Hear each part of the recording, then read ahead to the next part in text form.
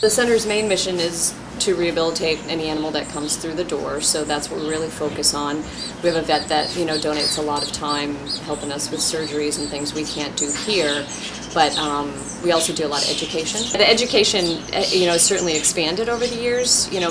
10 years ago we were probably doing about 20 education programs a year, and it was kind of just word of mouth, and last year we did 75 programs. And just exposing kids to all of that, I think, because kids are really the ones that, of course, most of them love animals and they want to do what's right, and a lot of times they end up educating the parents because they've learned the correct thing to do, and they might have a situation.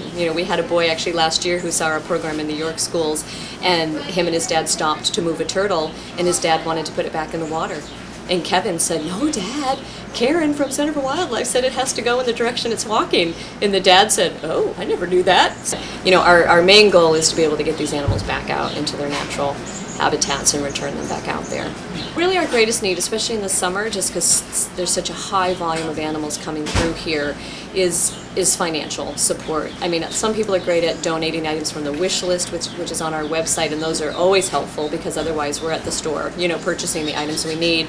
But really financial contributions so that we can, pay our now $400 a month electric bill from running all these lights and fans and heating pads and everything it takes to, keep these guys warm and so forth. Our expenses are very, very high in the summertime, and we have a lot more staff hours that are put in. So money, bottom line is really what keeps the place going.